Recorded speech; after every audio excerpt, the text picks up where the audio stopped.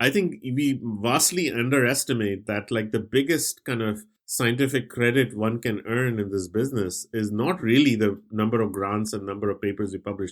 People talk about that all the time.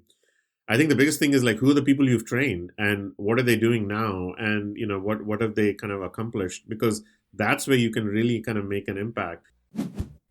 Are you working in research, trying to do the best science you can?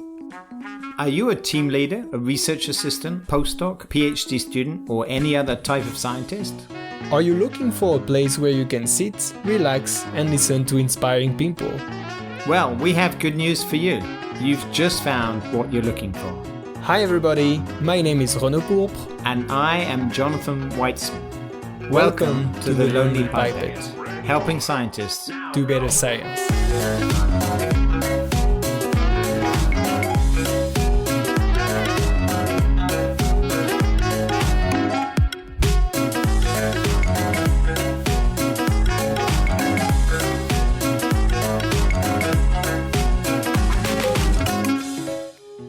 Harmit Malik. I study genetic conflicts and evolution at the Fred Hutchinson Cancer Research Center in Seattle, Washington. And I'm delighted to share my tips with the Lonely Pipette.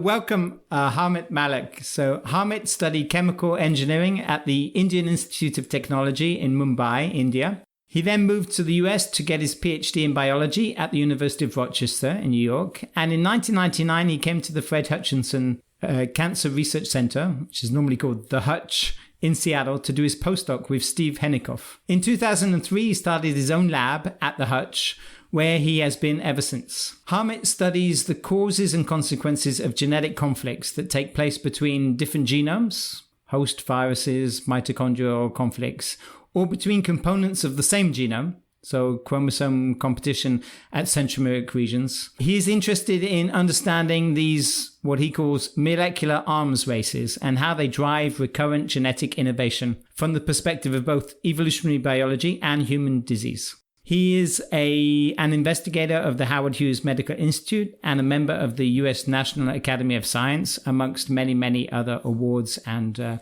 prizes. Harmit, thanks very much for coming to give tips to the Lonely Pipette.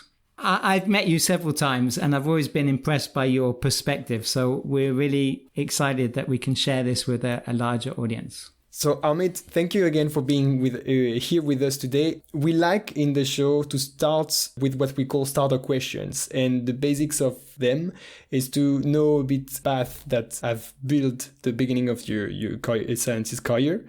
And for that, we want to ask you how you decided to become a scientist. So my career to biology took sort of a little bit of a circuitous path. I was studying chemical engineering in one of the most prestigious institutions for engineering in India, called the Indian Institute of Technology in Bombay.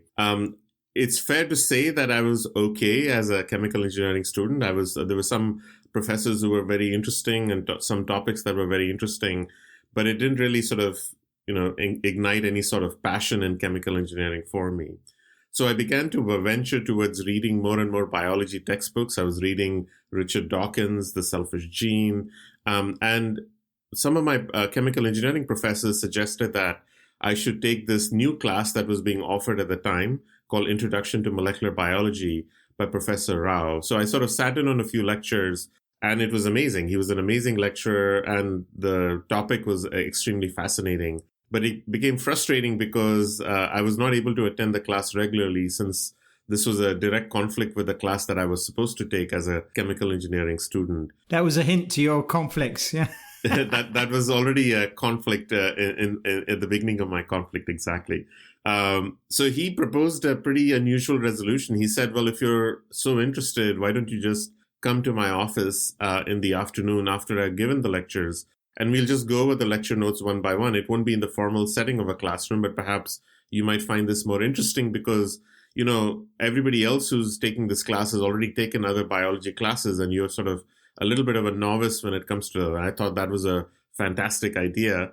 So I started showing up and it was amazing. I mean, he was an amazing lecturer and the topic was so brilliant. We were talking about the engineering of the lac operon. And so for an engineering student, this was just a magical introduction to molecular biology. So this combination of brilliant science done elegantly, and absolutely fantastic mentor. Was really like a pivot point in my professional career. And from that point on, I was sort of pretty much transfixed. I really wanted to do molecular biology, and specifically sort of evolutionary questions in molecular biology, because I had these sort of two weird streams in my head where on the one hand, I was learning introduction to molecular biology. And on the other hand, I was reading all this subversive stuff that Richard Dawkins and his colleagues were putting out about selfishness in biology. And those two just merged really beautifully. And I thought that it would be worth giving it a shot at studying selfishness in biology as a career. And so I sort of applied to PhD programs in biology, having 0 classes on my official college transcripts. Instead, all I had was letters of recommendation from Professor Rao and from other colleagues who talked about my interest in molecular biology. A really nice epitaph to the story was that I was able to take the final exam for the class in Introduction to Molecular Biology, and I got the highest score, even though I had not actually attended really any lectures, but I had this really perfect personal tutoring. So Professor Rao retired last year, and I was able to sort of see him and thank him for all that he had done for me. And I sort of asked him, because, I was not his student. I was not even a student in his program. Why he would take so much time to spend. I mean, he spent hundreds of hours, really sort of teaching me and getting me interested and going over things that I was reading. And he just said that, I really didn't expect you to keep coming up. I thought that you would come for a few sessions, then you would lose interest, and then you would stop showing up, and you just kept coming. And I felt like it was really not up to me to stop our sessions because you were so interested. And this just sort of really exemplifies what a amazing thing a really great mentor can be. And so I always remember this whenever a new student kind of walks in my door. I always remember what it would have been like from Professor Rao's perspective to have this crazy young student in chemical engineering walk in through his door. And I always think about the potential of not what the student is at that point, but like what they could be. And this is always a really good reminder of my sort of interactions, especially with young trainees, about recognizing their potential and not just what they are on their CV. So there was a chance encounter that set you off towards biology. If you hadn't met Professor Rao, would you have been a chemical engineer? And if you hadn't been a chemical engineer, what else could you have been? Well, this is an excellent question, Jonathan. I almost hesitate to say that I was well on a track to trying to get an MBA after I graduated with a chemical engineering degree. And I probably would be selling toothpaste somewhere, which is sort of like the very sort of weird way to talk about what MBAs do. Of course, MBAs do a lot more stuff than just sell toothpaste. But I had become more and more interested in sort of the advertising side of business. And so probably I would have gone in the direction of advertising, and after getting a business degree, which would have been not a fantastic use of my chemical engineering degree, but I was just really delighted to have found something that really ignited my passion. And I think that once you find that passion, it's totally worth the investment to see whether you can make a career out of it. You had the chance, you seized it, and you were perseverant to keep going in this path. But what was the hardest part of this transition for you? I think there were two things that Professor Rao and my other professors did that was really kind of useful. One is they just opened a path to me that I didn't know sort of existed. That was a really important thing, to provide me that introduction. But they also sort of made it clear that there was, in fact, a path ahead from a career standpoint.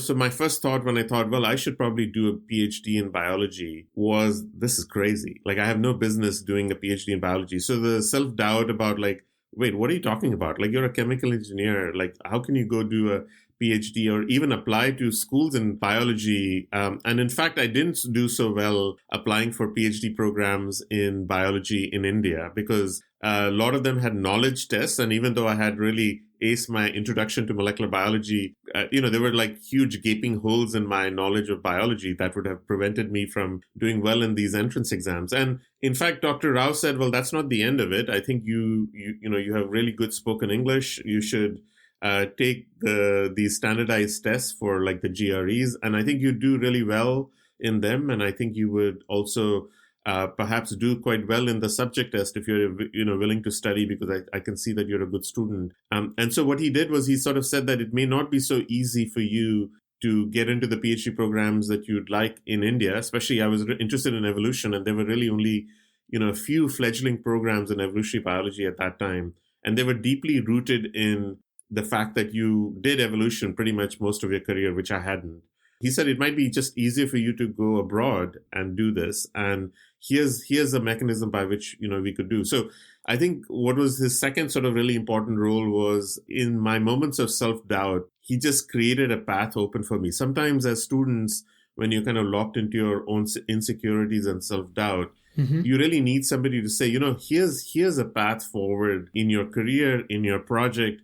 This is what sort of thesis committee meetings are really fantastic at, where the student is stuck and, the relationship with the advisor is at a very tenuous point. A committee member who comes in, who's got this sort of objective, dispassionate view, is really in an ideal position to tell the student, you really have this thing. I wonder if you've considered thinking of your studies in this other direction, something that the student may not have thought of, or the advisor may not have thought of, because they're really locked in terms of what they were trying to accomplish. And so having this sort of advisor, who's really like a career advisor, can be a really beneficial thing.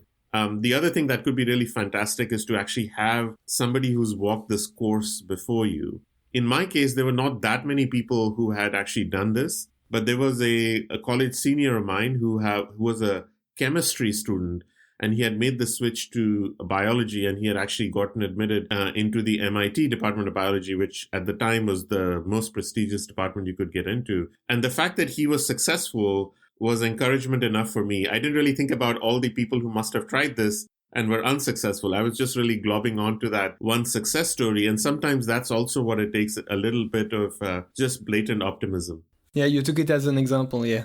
You talked about doubts. Did you ever consider leaving science? It is actually kind of really difficult to go through a PhD program without some doubts creeping in at some point. You could be one of the lucky ones where all of your experiments work the first time, just like you intended. And, perhaps you never face self-doubt, but, you're going to face some failure at some point in your career. And so I was in a way lucky that I faced that as a graduate student, where I was doing a Drosophila genetics project. It was sort of kind of between years 2 and 3 of my PhD program. We refer to this as the blues period in the PhD program, because our PhDs are typically, 5 to 6 years long in the US.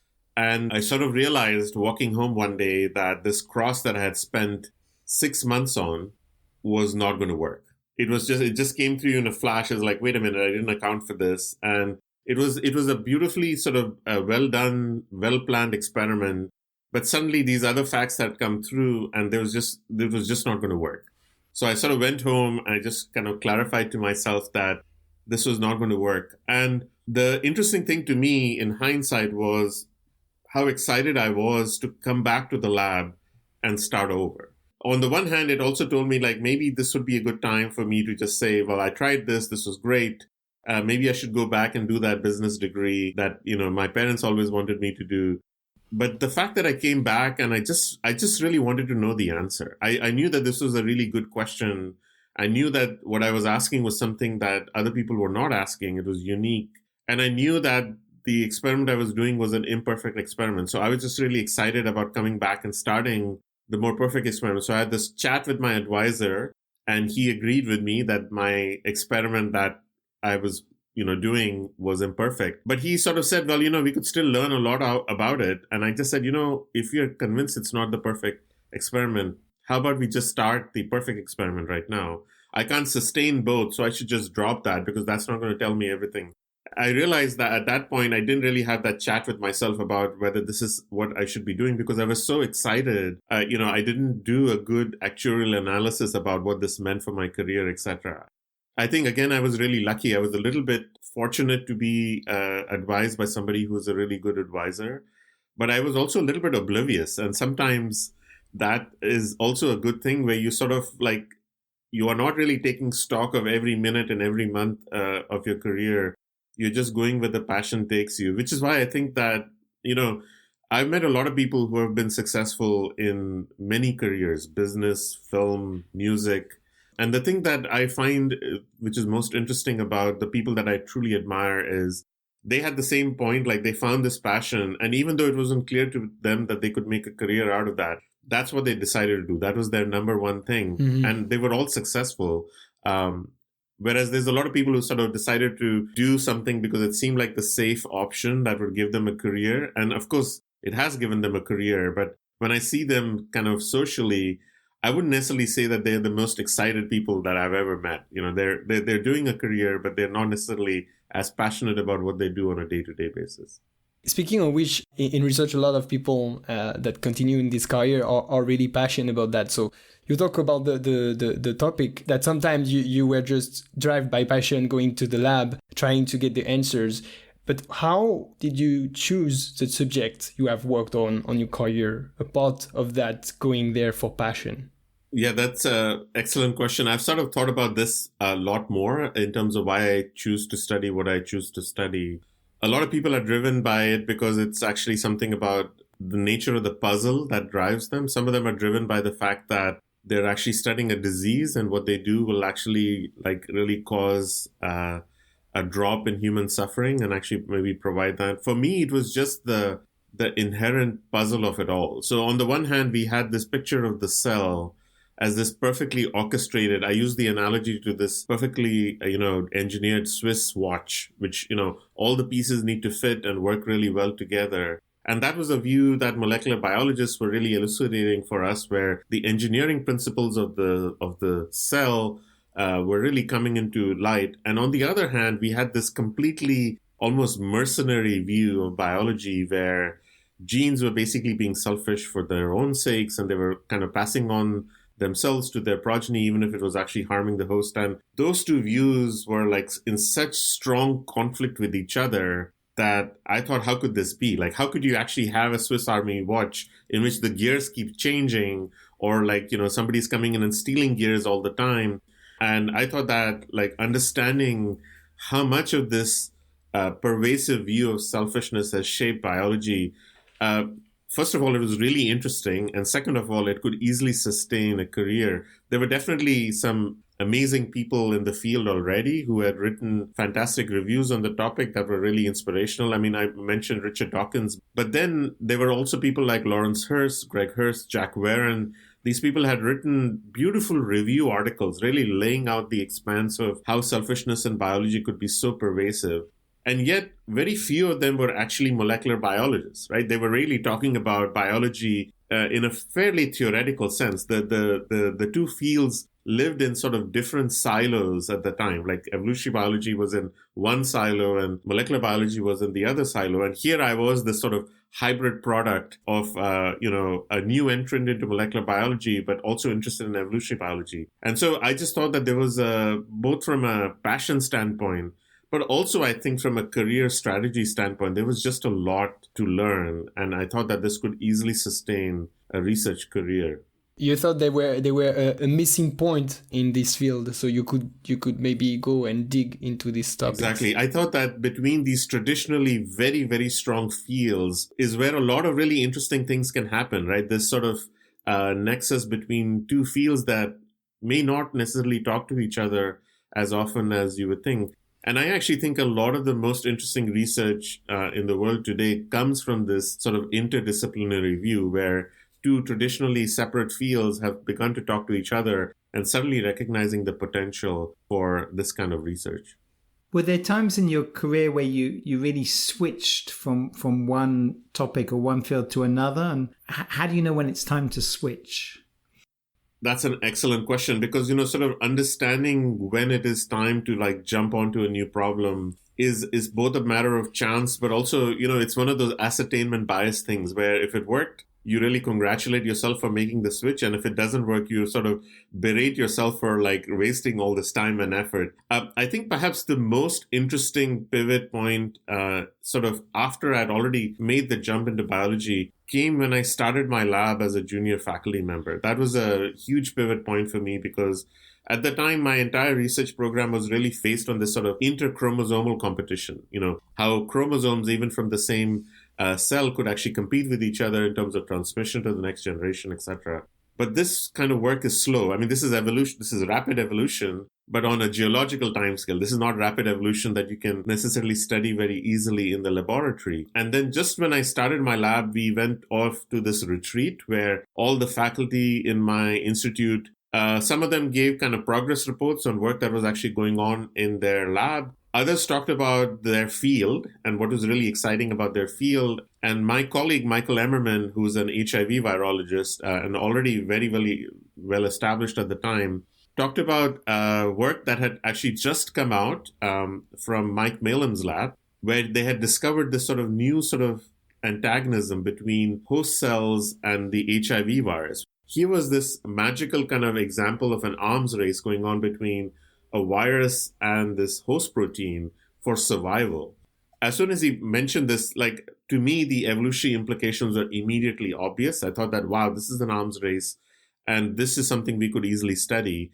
And he was, of course, very interested in it from a virology standpoint, right? Like, what's the outcome of this arms race in terms of whether the virus is successful or not? And so even though we had these completely disparate interests, like I was an evolutionary biologist and he was a virologist, we decided that this might be a really worthwhile thing to study together. And I was encouraged both by the fact that he was and is an amazing colleague and mentor, extremely generous. But also we had this amazing group of trainees that we began to recruit to our lab, both graduate students and postdocs, who were really fascinated about this arms race that was going on between hosts and viruses. And the most practical thing was this was an arms race that we could actually study in the course of a laboratory rotation or even in the course of a thesis project, which was, because it was just so much faster. And I realized that studying both these very rapidly evolving host virus arms races actually gave us a lot of insight into the slower evolving arms races that I was studying.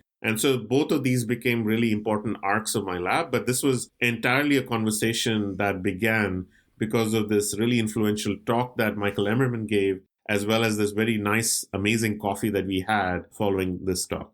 So you often talk about the Red Queen hypothesis, which is, I think, an allusion to Lewis Carroll and Alice in Wonderland. Can you just tell us a little bit more what that's all about?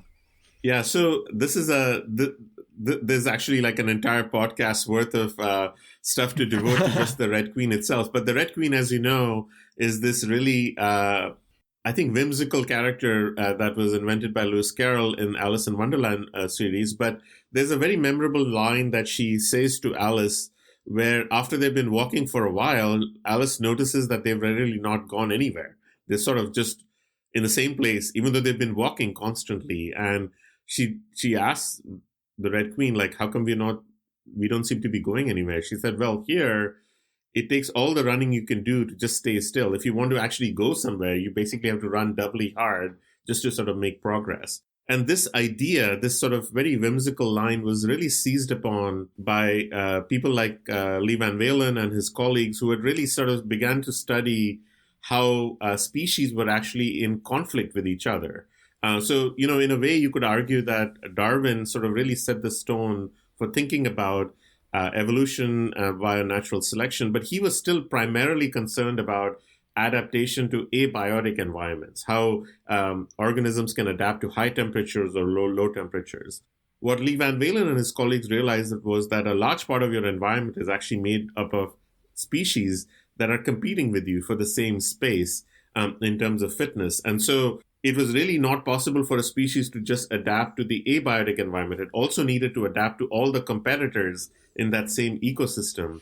And that sort of created this idea that there was this analogy to be made with the Red Queen where you just couldn't stand still, because if you stood still, you ran the risk of being driven to extinction by virtue of the relentless competition going on between these competing species. So just listening to you talk, is the Red Queen hypothesis a metaphor for scientific careers as well, running hard to stay in the same place, tenure track? That's a very astute observation, Jonathan. I think my colleague Ishwar Hariharan, when I first talked about this at a meeting, he actually pointed this out to me, was that, running hard just to stand still is a metaphor for lots of careers, but especially careers like running a lab, which is very much like a startup business, a low budget startup business to begin with. I think there's definitely some metric to that. I think both from an intellectual standpoint as well as from a practical standpoint, labs do run the risk of becoming stagnant. And I think you can sort of begin to lose creativity if you have been in a field very long and you're really not like getting any influx of new ideas, etc. But also from a funding standpoint, it's a constant battle. As you know, it's you're constantly writing, and the vagaries and whims of the funding agencies can sometimes dictate what is actually work that you can actually study. Sometimes the work that you find most interesting is not necessarily the work that the funding agencies want to fund you for. And so you have to be a little bit creative on both of those aspects. I think the intellectual aspect to me is a little bit more dire, though, where you could actually get so comfortable in the space. And you basically, there's even a term for that when, it's called Hershey Heaven, where you find something really great.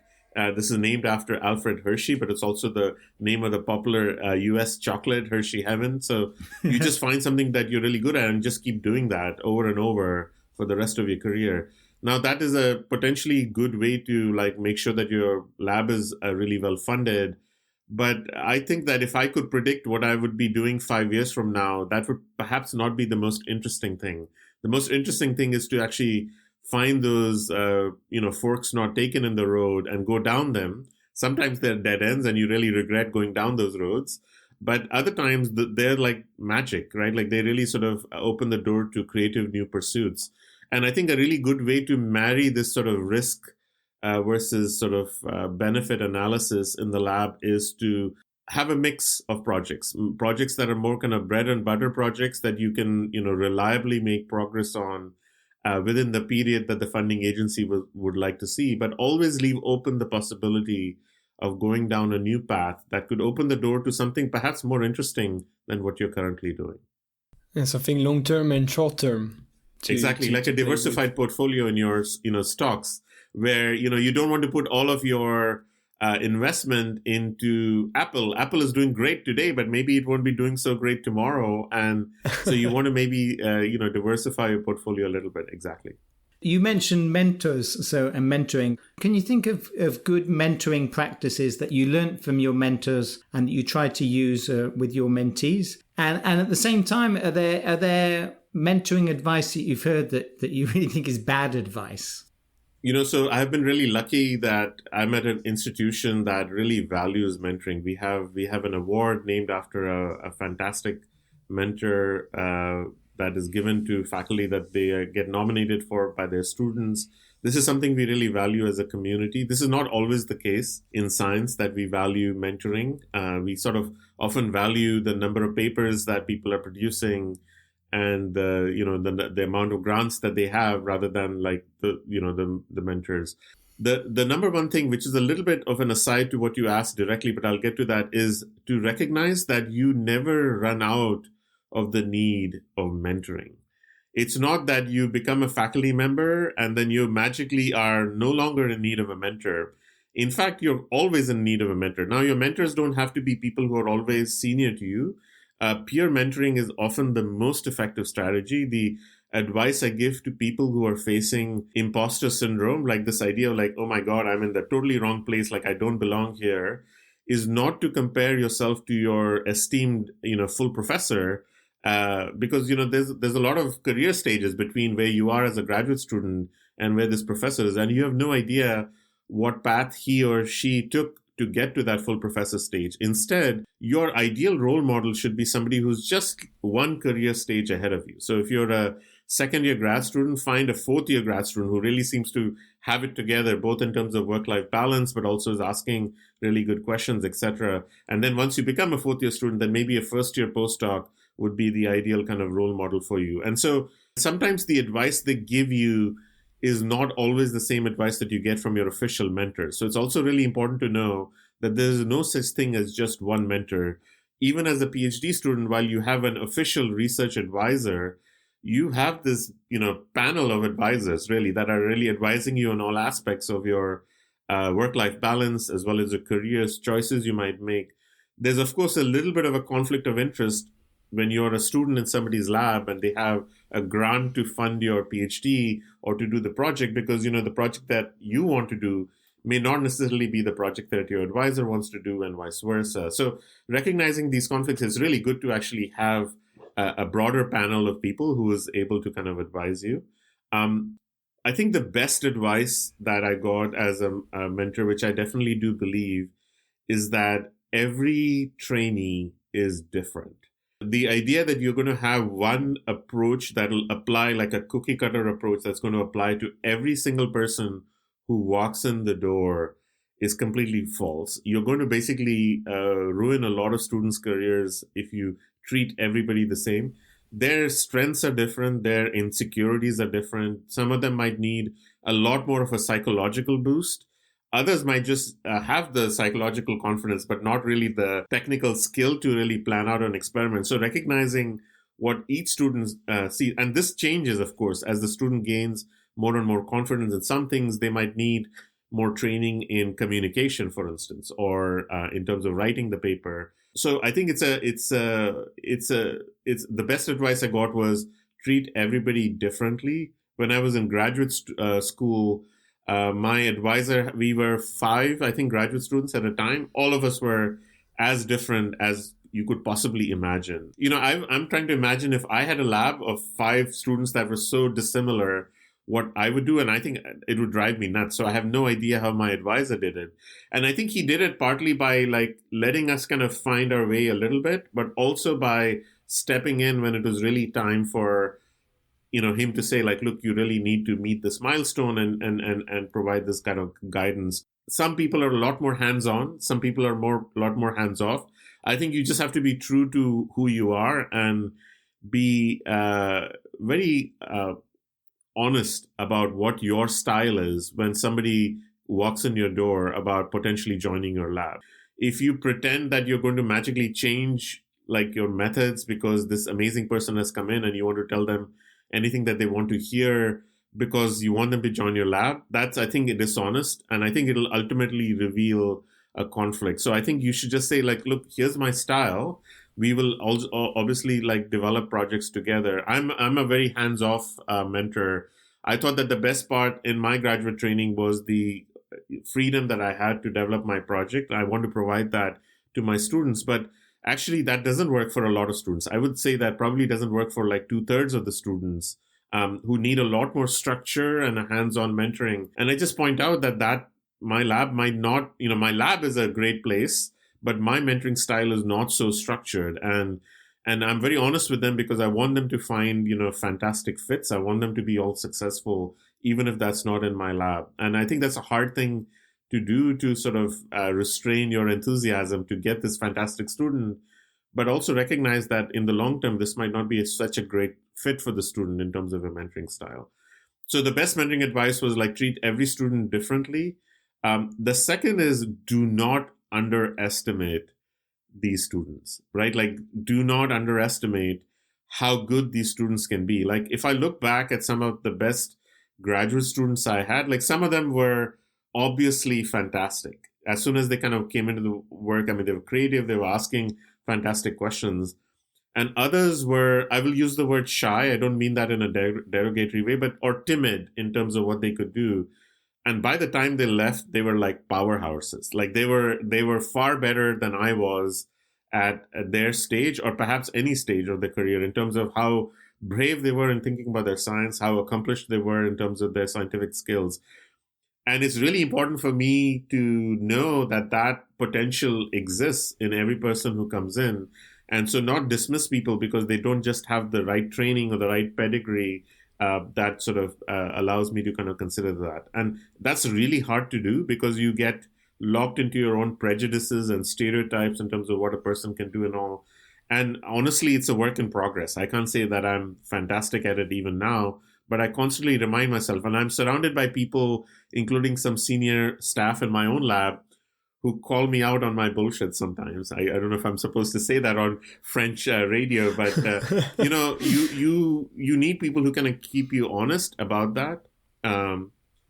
The worst mentoring advice I got was sort of like the opposite, which is it's my way or the highway, right? Like here's a style. If it doesn't fit for you, see you later. I mean, the fact is that people are very different, and if you want to run your lab like it's like a feudal system where, you're like the head landlord and everybody else is kind of working under you. And unfortunately, there are some very successful labs that do run that way.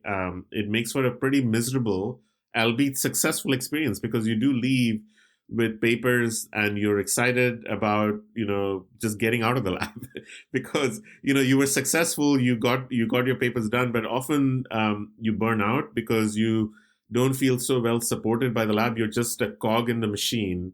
And I think labs that are really big in size often can fall into the trap of basically just looking at units of productivity rather than these amazing people whose careers you have a chance to kind of nourish. So I am a big believer in sort of small to modest size labs such that you can actually think about each project and you can pay attention to the careers and the career prospects even after people have left your lab and you're deeply invested in that. I think it's possible, but I haven't really seen a fantastic example of a large lab that is able to do this, right? Like, obviously the large lab means that you have access to a lot more resources and you're able to put a lot more resources in the student's path. But that doesn't necessarily always lead to a more enriching mentoring experience. I do see a lot of people who I thought were brilliant who sort of not for the right reasons decide to leave academic science, not because they're not interested in academic science, but they think that it's just not a appropriate work-life balance for them. So speaking about mentoring, before you have to recruit them.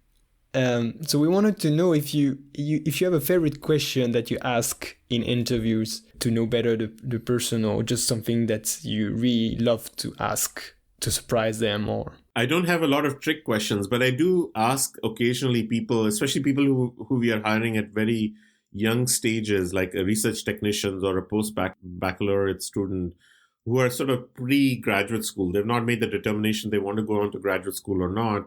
But I just ask them, what is the most creative thing that they've ever done? And what are you looking for there? I'm looking for anything. Actually, once we had somebody who talked about you want to be surprised. Yeah, I mean, and I think creativity can take many forms. We had one student who talked about how while helping his dad in this home improvement business, he was able to figure out a way to get like a very specific bathtub installed where like it really didn't seem that it was possible, and he really got into it. And I was mostly just trying to see, I didn't really know anything more about bathtubs at the end of that conversation. But what I was really interested in is like what he thought was really important, and also how excited he became when he realized that he had actually the perfect solution to that problem. And that's kind of what I'm looking for, is like people who are interested in solving these puzzles, getting trained, but also are excited about what they're doing, even if that was not in science. Another person talked about how they were able to do this fundraising for a program that they ran as a college student, where they really creatively went after donors, using a combination of bake sales and sort of really targeting them, and ended up like raising twice the amount that they had initially targeted for by this kind of creative approaches. I just think that, you can't really measure creativity in one way, but I think if you are creative in one pursuit, you're actually quite likely to be creative in other pursuits. As people know, I'm not a very good musician. I probably have a tone deaf ear, but, there's a lot of people who are very talented in science, but also in music. And it's just a way for them to express their creativity in multiple ways. So I'm definitely looking for people who are, you have been creative, and I'm interested in what their own example of creativity is. But mostly I'm actually just picking up on their enthusiasm. Sometimes you can not get a good read on a person, especially in an interview, if they're trying to sort of present a face of what you're expecting to see in an interview. So getting them in the comfort zone where they're thinking about like something that really got them excited, when you can see their eyes sparkle, that's when you can truly evaluate how this person is going to be as a fit to your lab. Do you think you can spot what makes a good scientist early in their career? I can definitely spot some people who are going to make it, but I suspect that a lot of people would be able to do that on the same criteria. I think the challenge is to find the hidden diamonds in the rough, the people that have the potential to blow out anybody, from the water, but may not actually have the right pedigree or the right CV that convinces you. But this conversation and their ideas just like remind you, of the potential that they might actually hold. That's actually, I think, the bigger trick, especially as a junior faculty member, where you're basically, competing with all the top labs in the field. How do you recruit people to your lab compared to their labs, which, have a lot more resources? And I think you have to be a lot more creative and be able to look at these hidden diamonds in the rough. Don't underestimate the power that somebody who's got this sort of, I would say, chip on their shoulder to prove themselves when they know that they're actually better than what their CV suggests. And I think that's not a skill that I always consistently have. Like, I've definitely made some very stupid errors in terms of not making offers to people that I should have, but thankfully I have not made offers to people that I have regretted. Like, I think that, I have become a little bit conservative at certain times, but everybody who's come to my lab has something that they had to offer. And for the most part, they've actually lived up to that. We're going to switch gears a little bit, moving towards the break, to talk about science communication and publishing in the larger sense. And I want to start with something that you're extremely well known for. You have over 14,000 Twitter followers, and you're there all the time. That's a lot. I mean, you're one of the Twitter scientists that I follow the most. So what made you decide to invest so much energy in Twitter, and why do you think it's important? Yes, I'm not actually 100% certain that the 14,000 followers are all human people. I'm actually pretty convinced that about 9,000 of them are, computer bots from Russia or China that are kind of following me. But I think I was sort of drawn to Twitter initially because I was looking for the sense of community beyond what I could actually find locally.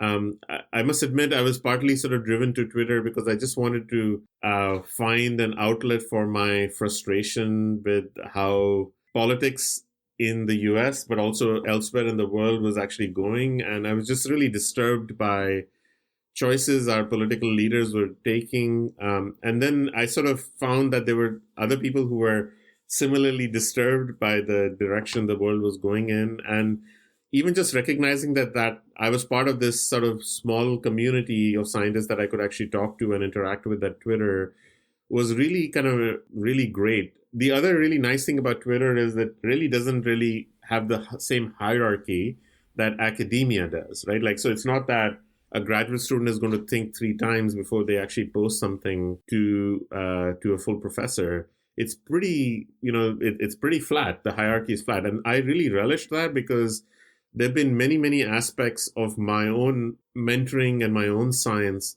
that have been strongly shaped by something that a graduate student said about the difficulties that they're facing, perhaps with their own advisor.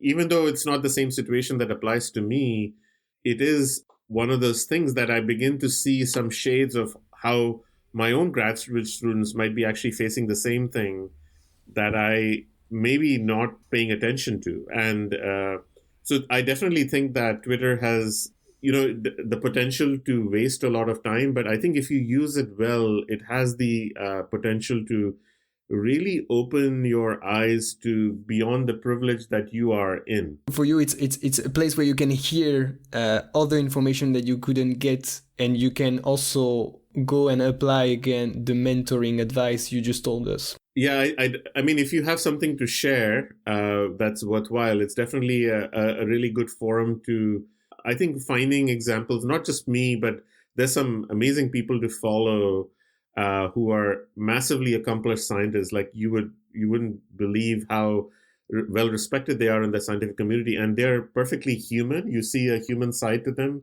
You see their failings, their frustrations. You see kind of all the sourdough bread they've been baking over this break. And I think it just sort of humanizes the process. I think it's actually really good for people, for trainees especially, to see their advisors in the light where you recognize, look, they're not just this sort of automaton that you go to and complain about, like your research, etc. but also it's actually really important for advisors to see what trainees in their own lab might be feeling, but might be too fearful to share with them, about their experiences, etc. So in a way, I always look at these postings as an opportunity for myself to evaluate whether I could be doing better as a mentor. And I can't necessarily say, as I said, it's always a work in progress, but I can honestly say that I am improved some aspects of my mentoring style because of things that I read on Twitter that didn't really come from my own students, that came from other students. Then I realized, okay, I should be doing this as well. There's a lot of things that, we do take for granted because it's tradition and that's just the way it was. And PhDs were really hard and, qualifying exams are supposed to be hard, etc. And then you begin to reevaluate when you look at the perspective from a student who's going through that. It actually doesn't make sense to do it that way. I mean, this is a stupid way to do this, to put these students through even more hardship than they need to, just because that's tradition. It doesn't make any sense whatsoever. And so Twitter is a really great way to kind of take apart what has been these sort of traditional kind of things that we really said, oh, that's the cornerstone of academia. It's actually not.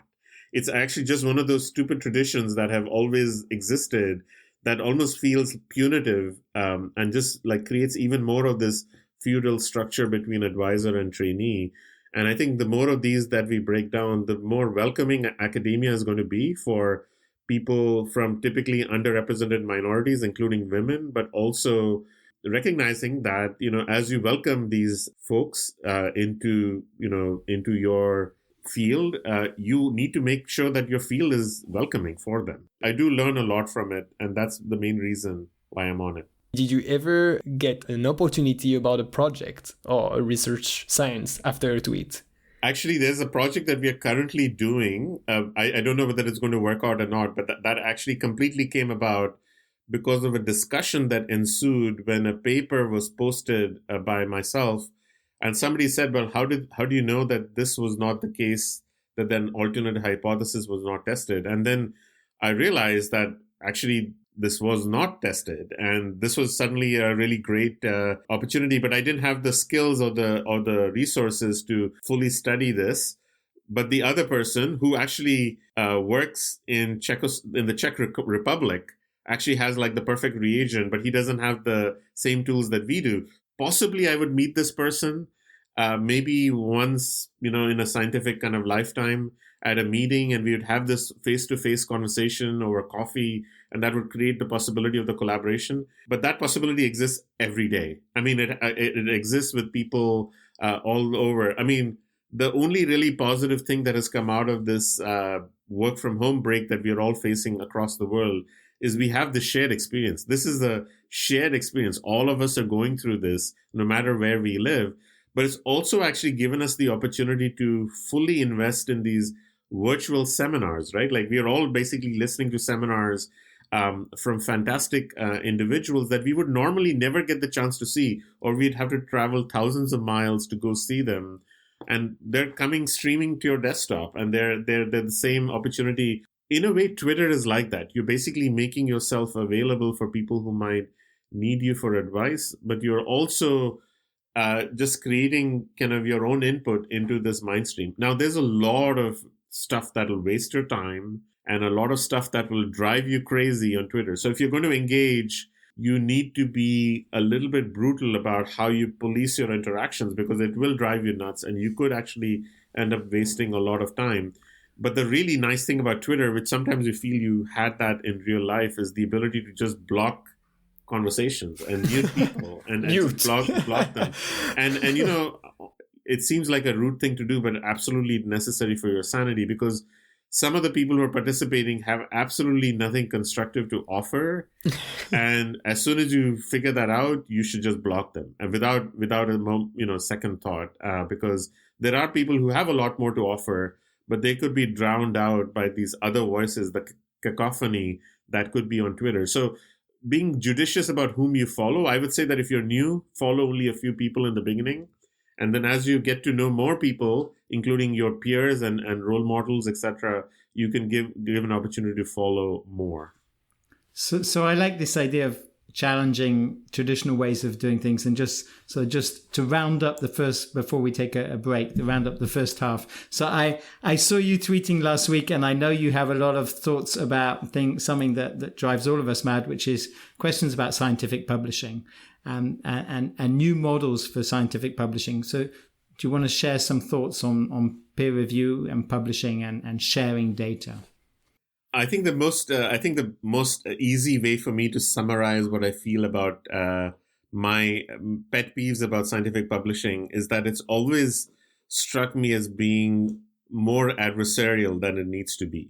When we give advice to our colleagues about their papers that, we are reading, not as a reviewer, but just as a reader, our main goal is to be constructive and to help them improve their paper. That actually was the original goal of, peer review, was like to, make sure that the literature is well reviewed, drivel doesn't make it into the published pages because that would ruin it for everybody. Now it's become like this sort of battle for these coveted places in these very, very prestigious journals that, are perhaps more precious than, the vehicles people are driving in terms of like the impact that they might be having on their careers, or at least the perceived impact. So that has led to this somewhat adversarial nature where you could have a perfectly good story, but like the reviewer feels compelled, force you to do work that is absolutely unrelated to the work that you initially intended to do in your paper, just because the reviewer needs you to get like their pound of flesh, but like you're sending this paper to Nature.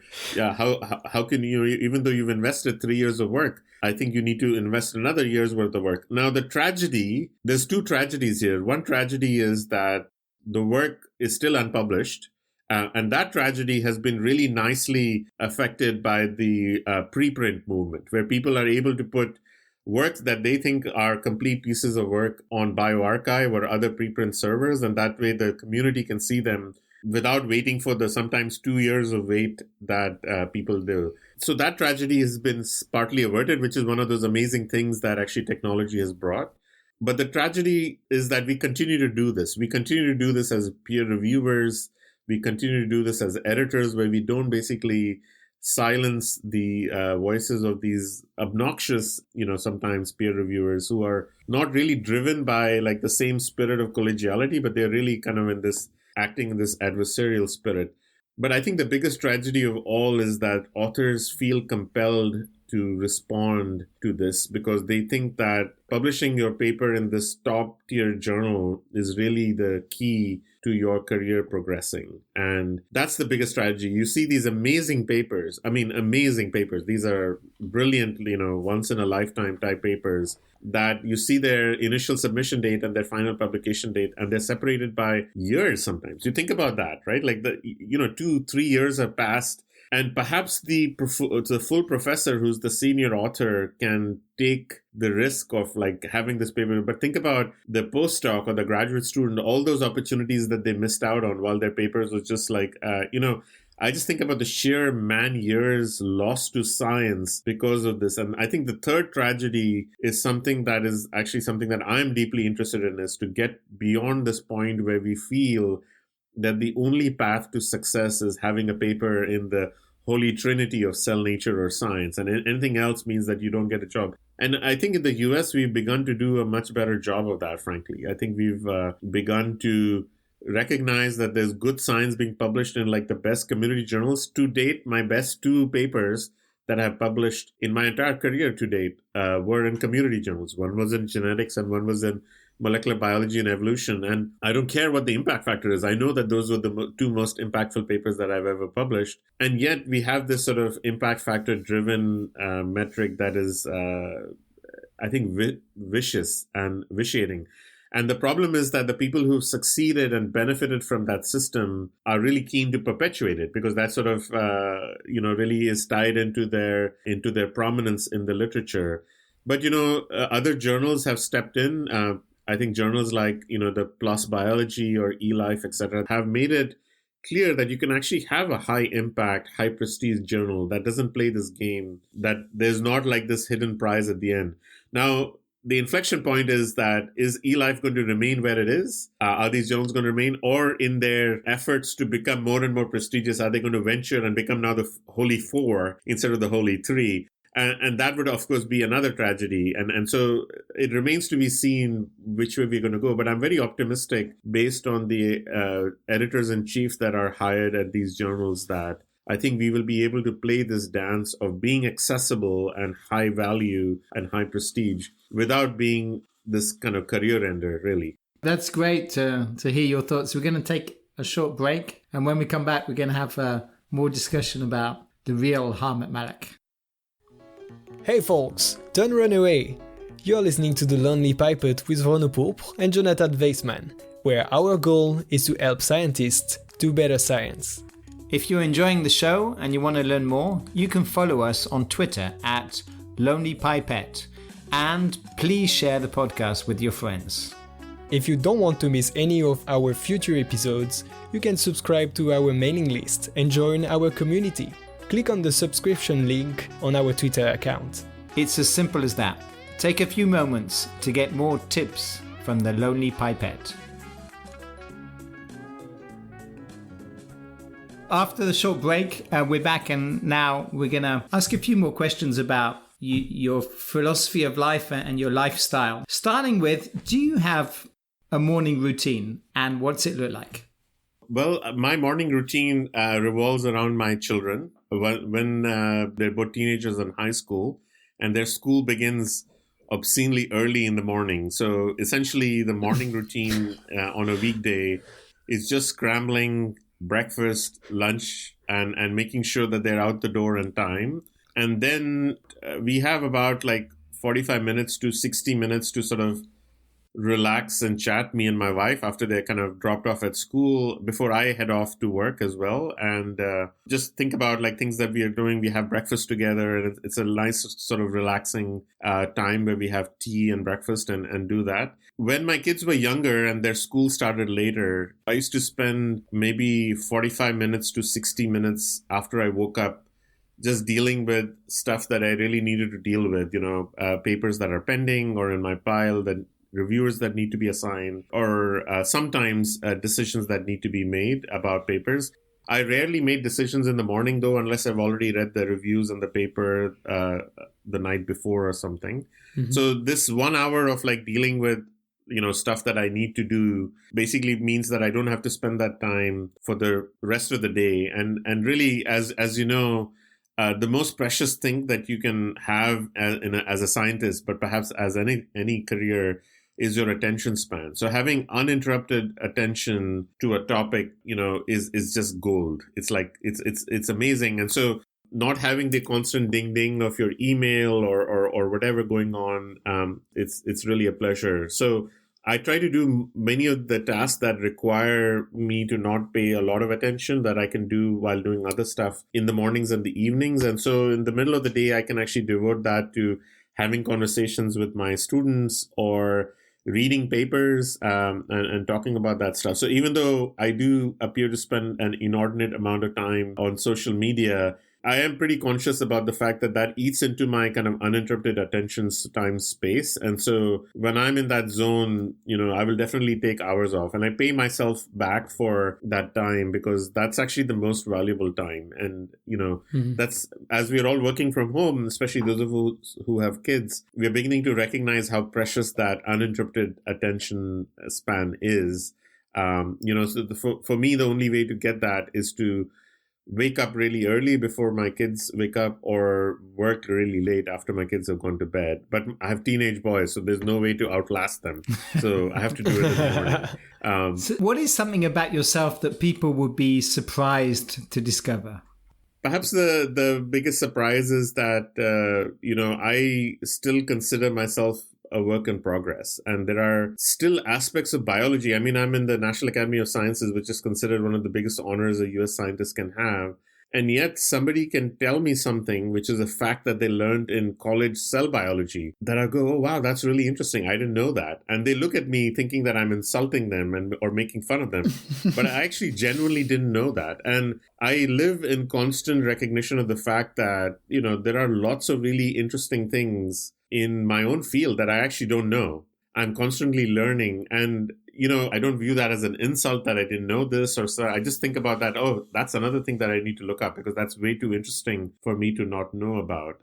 I think the biggest sort of thing about me is that if you were to paint my knowledge of biology, or make an analogy to my knowledge in biology to like a food item, it'd be like a Swiss cheese. Like there's definitely lots of holes in there. And, those are holes that I am not proud of. But I'm also like, this is just the way it is. And I'm really proud of the choices that I did make to get to the rest of the cheese. And so I think other people should also feel the same way, is that, we constantly live in fear about our insecurities about what we don't know. And I think the one thing that I am pretty comfortable with is that there's a lot I don't know. But I know that I don't know that. And I'm actually okay with that. We have heard that you are a science fiction lover. Do you think it influenced your way to think and maybe write science? I think reading extensively is definitely important for writing well. What I will say is that I am a big fan of very good writing. And the good writing does not have to be in novels or science fiction, etc. Sometimes I will actually just save a paper, even though it's actually only peripheral to what I'm actually working on, because it's just an exceptionally well-written paper or an exceptionally well-written review. It evokes all this sort of poetry in your head when you read the paper. The words are beautifully laid out, etc. My writing doesn't evoke those same emotions, but I'm always aspirational, and I'm deeply envious, in fact, of people who are able to almost effortlessly write beautifully. My postdoc advisor, Steve Hennekoff, is an example of somebody who I had the pleasure of writing a paper with, where we sort of sat in a room and started writing a paper. And he said, okay, so what do we start with? And then there was a string of unconnected thoughts that I sort of spewed out along with another postdoc who was sitting in the room. And so Steve kind of hovered over his keyboard, then he typed something out, and then he read what he had written, and it was beautiful. I mean, I had like scientifically, it was like actually similar to what we were actually talking about. But in terms of actually grammar and like construction, it was gorgeous. But I think he really has devoted years to this kind of craft. And I think one of the things that I've taken away from his mentorship is being hard on your own writing and being a really good editor of your own writing, so that the finished product is really good. It's not just enough to just put words on paper to relay what you've written. I don't believe that. I think your papers should be a pleasure to read even years after the fact, because many people will read them years after the fact. They're not like, current news or something that is going to be not relevant in 6 months. And so we should write papers with that perspective. Now, that takes a lot more time and a lot more frustration on the part of like trainees to go through. But, most of the drafts in my lab of papers that we really deeply care about, go through easily 36 drafts of back and forth, between people and messing. That's actually part of the process, is learning to kind of communicate your science beautifully is just as important as the editor's role when they're editing like a really good science fiction novel. The role of a good writer is obviously, very, very important, but the role of a good editor cannot be overstated. So now, Harmit, if we move to a different topics, a bit more challenging, we are going to talk about challenges and fears. We would like to know if you can tell us and to our listeners about a major fear that you have had in your career.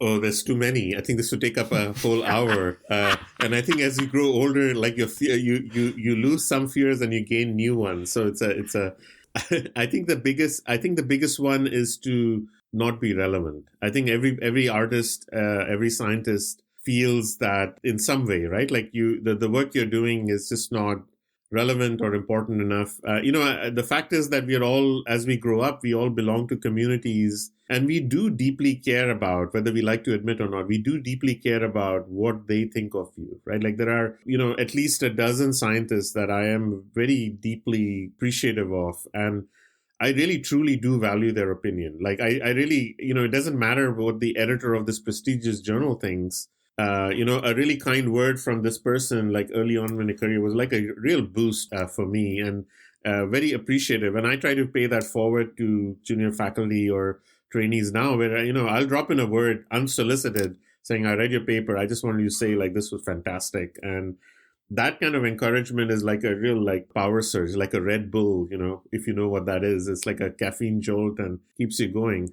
How do you deal with the fear of irrelevance? That's really tough, right? Well, I think the biggest sort of guard against being irrelevant is to just becoming stagnant, is what I mean. Like, I think stagnating is like one of the biggest fears I think a scientist can have. But actually, that's probably true in any realm of science or art, where you run the risk of basically losing your creative edge. I must say that creativity for me is not an individual enterprise. I think what I like to do is to surround myself in my lab with people who share similar visions of being relevant, being creative. And, even though in the beginning of my lab, I could have argued that like lots of the creative projects were coming from my head, that's not been true for a very long time. I think like surrounding yourself with people who are as or more creative than you ever were, and just being able to kind of like go with their vision is, I think, one of the really nice ways that labs can kind of keep creative. Now, the challenge is you just want to do it to the point where it's mutually beneficial for the two of you when you're together, but it should really be beneficial for the trainee after you leave. So the worst possible outcome for the trainee would be they start this really cool line of investigation in your lab, and then after they leave, you're like their chief competitor. So in my lab, we have this unusual thing where I encourage postdocs to work on things that are related to the main kind of bread and butter projects of the lab, but not directly related, such that when they leave the lab, they can take everything that they worked on. And we actually have very hard fences and timelines about which we basically will stop working on this. And so, especially for people who are interested in academic careers, the best thing I can do for them is to provide them resources and a safety net and a sounding board for their ideas. And the best thing I get out of that is have this amazing person in my lab for 4 to 5 years. And perhaps we'll write a couple of really great papers together. But then, other people will see this person when they're out and successful. And I get like this, hidden, undeserved credit for having mentored them at some point in their career. When I use the word mentored them kind of loosely, I think we vastly underestimate that like the biggest kind of scientific credit one can earn in this business is not really the number of grants and number of papers you publish. People talk about that all the time.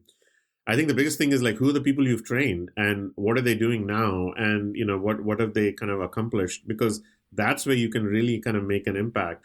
I'm really proud about the fact that like so many of the people in the lab are so well known in the field that people even forget the fact that they actually trained in my lab. So is there a professional accomplishment you are particularly proud of? Is this one of the biggest? Oh yeah, there's no question. There's nothing that comes close to this. Is that you've trained people who, when people think about symposia topics, etc., they say, "Oh, what about this person?" And you're on the committee and you're in kind of conflict, so you kind of have to point that out. But they came about it without recognizing that these were your former trainees that they are basically mentioning because their work is the most creative and exciting in the field. There's absolutely no question. Like visiting with trainees, I've even given talks in symposia where I had like the mini talk and they were giving the plenary talk. And as I said, that's not an insult to me. That's just the biggest compliment anybody can pay me. Can you think of the flip side? Can you think of a failure that you faced that from which you really learned something and what that might have been? I think the one thing about being successful in academic science, or at least having a long career, is like you really have to be willing to forgive yourself for mistakes you made, because you're going to make a lot of them. You're going to make them at the level of hiring. You're going to make them at the level of lab choices and stuff. And you just have to focus on the fact that you did make a lot of good choices, which is where you are. I think the one thing that I have not been able to forgive myself for was basically because I'm a little bit of a hands-off mentor. I do rely a lot on people's honesty when it comes to kind of reporting their data and reporting their facts. And, for the most part, that trust has not been mislaid, but it was actually mislaid in the case of one student in my lab who I regretfully was not able to kind of catch. And we also wrote a paper in taking into account these findings, which are basically fraudulent. And luckily for us, we discovered the fraud before the paper was actually accepted and made it into print. But you had asked me what is the biggest fear that I have. That is by far my biggest fear, is that we publish something that is actually fraudulent, that was clearly derived from fraud and has like no truth behind it. So last question. You've been amazing because you covered lots of questions without us having to ask about.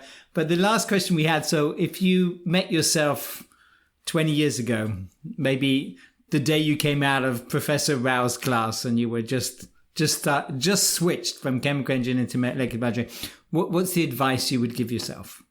Well, I think I would basically say don't gain all the weight that you've gained in the last 20 years, because that is definitely, I was a lot fitter then. I was able to do a lot more exercises than I could do now. But I think the thing is that, it's not always like a straight path. The advice I would give is, I think the advice I've followed is that every conversation is a potential opportunity. Whether it's a trainee and you can recruit them to your lab, or it's a conversation with a colleague and it's an opportunity for a collaboration, etc. So don't dismiss these, because they'll come, and I can guarantee you they'll come to all of you listening to this podcast. The trick is consider and recognize where there are really good opportunities and where there is nothing. But if you dismiss it out of hand without even considering it, you might really miss out on perhaps the most exciting science and the most exciting trainees that your lab might ever recruit. So to wrap up, where can now people find out more about you and your work? If they're interested in following up on the science, I would really recommend they follow the lab webpage. We try to keep that pretty updated, and they can also see the papers that we've been actually publishing. I would also encourage them to follow me on Twitter. And, I also make it a point, especially if you're a student and you have a reasonable bio, like you describe who you are and what you work on. I try to follow you back as well. So I'm not. So what's your Twitter?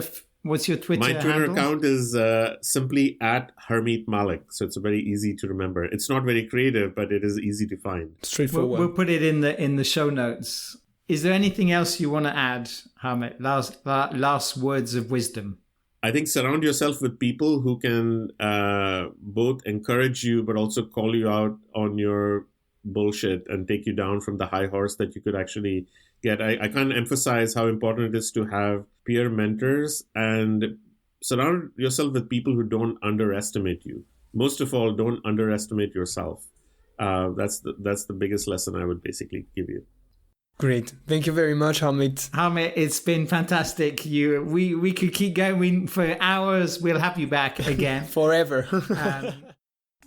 So that's it for this episode. Thank you for joining us at The Lonely Pipette. We hope that you learned something new, that something resonated with your own experiences, or that you just enjoyed the science. Let us know your thoughts on Twitter @LonelyPipette, and please share it with your friends in the lab. If you want to join our community, you can subscribe to the Lonely Pipette mailing list or mail us by following the link available on our Twitter profile.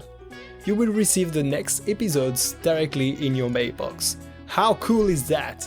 Stay tuned for the next show, and remember, you might feel like a lonely pipette, but it doesn't mean you're alone. Tips from the Lonely Pipette can help you to do better science. À bientôt! À bientôt!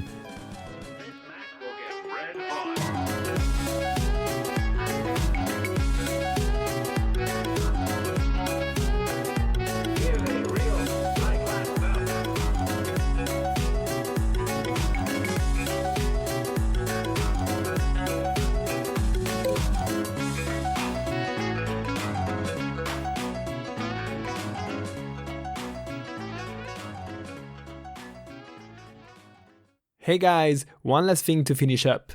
If you like the soundtrack of the show, you might want to know who is the artist behind it.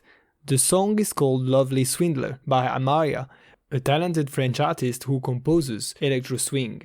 We are really grateful for allowing us to use it, and if you like it too, the best thing to do is to share it. Thanks again, and see you soon!